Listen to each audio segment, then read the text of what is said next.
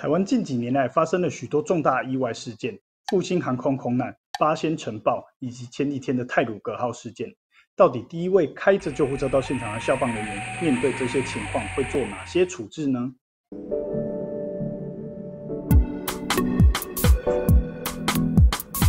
大家好，我是邱桑。依照我平常的经验来说很多民众都不知道救护车是消防人员开的。其实只要你拨打119叫救护车，就是我们消防人员出勤的。消防法第1条开宗明义就说，为预防火灾、抢救灾害及紧急救护，以维护公共安全，确保人民生命财产，特制定本法，也是我开头画面。所以任何灾害事故的第一现场，都是我们消防人员最先抵达的，通常又以救护车为最快。这时候第一台到达现场的救护人员会做哪些处置呢？依照紧急医疗救护法施行细则第2条定义，大量伤病患是指单一事故灾害发生之伤病患人数达15人以上，或预判可能达到15人者。所以第一个到达事故现场的救护人员研判现场可能有达到15人以上的伤病患，就可以启动大量伤病患机制。这时候就可以先把救护车当作临时指挥站，然后2个救护人员里面比较资深的先当出席指挥官，接着会依循以下原则做应变：安全评估、回报、任务指派、减伤分类。任何案件我们首要评估的就是现场存在的危害。例如2016年7月19日的陆客团火烧车事件，若现场还是熊熊大火状态，就必须等到消防车抵达灭火后才能进入现场。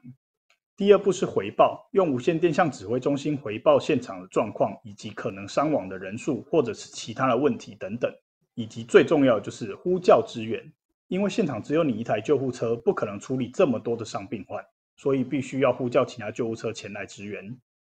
第3步是任务指派，选择适合的区域划分治疗区、后送区、集结区等等，并引导后续车辆停放的位置。第4步是减伤分类，第一台抵达现场的2位救护员，一个是担任初期指挥官，另一位就是担任减伤官。后续抵达人员可以分派为治疗官或者后送官等等。若有更高层的人抵达，就可以将指挥权转移给更上层。现场伤患很多，救护车一开始数量也无法应付那么多伤者，那这时候该怎么办呢？还记得我前面讲过了减伤官这个角色吗？这个角色就是将患者依照严重程度分类，最严重的就要先送医。减伤分类方式有很多种，最常见的就是 START 减伤法，意思是简易分类并迅速治疗。而分类分为4级，绿、黄、红、黑，绿色最轻微，黑色代表死亡。我们会用这种伤票来辅助我们，可以简单记录他的姓名跟年龄。伤票的颜色排列有2种，一种是黑、红、黄、绿排序。假设检伤出来这名患者是红色，就把前面绿黄色撕掉，一看就知道这个患者的颜色。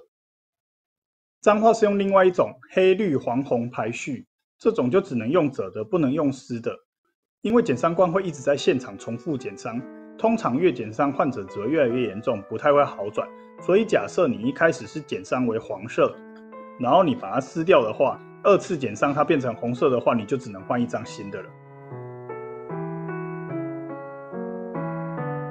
至于详细情况怎么分类，今天就不多做说明了，我可以专门再做一期影片跟大家说明。今天的影片就到这边，如果喜欢我的影片，记得订阅跟分享哦，我们下次再会。